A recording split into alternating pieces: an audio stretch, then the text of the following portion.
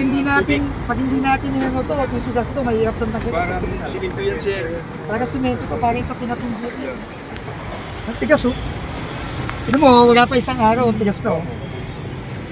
So, kailangan ano eh. Kailangan paspasan natin to, kasi habang tumatagal, titigas yan. Ito, tama to, yung water cannon, tapos haputin na natin.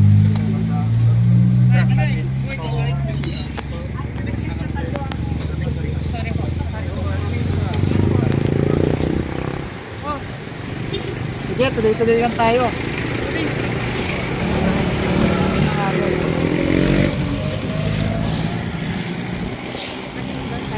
Ito, akutin na natin. Salamat. Purong abo na yan, purong abo. Puro abo? Matigas na raw, sabi ni Sek. Oh, sige sir, punag ta. Sige.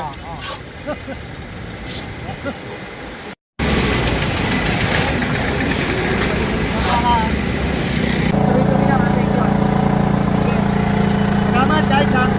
Dito ha.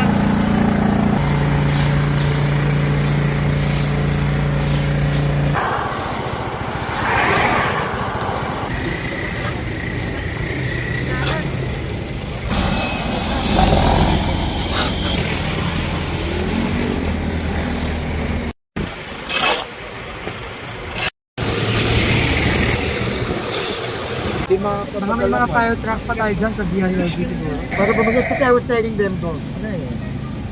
We have to do it now kasi mabilis tumugas ang ash. Mas mahirap na siyang tanggalin kapag tumugas. May disposal area tayo ko, Mayor. Meron. Na we can, kasi baka itatabihan nila, sinabihan ko yung mga tao namin na huwag itatabi kasi mabagit na. He was out. We have to wash it out, then take it out.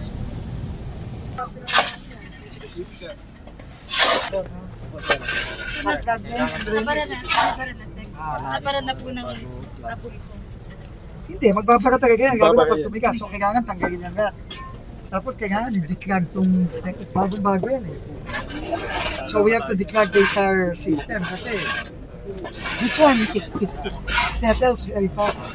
Tumitigas yan eh, mabilis yan.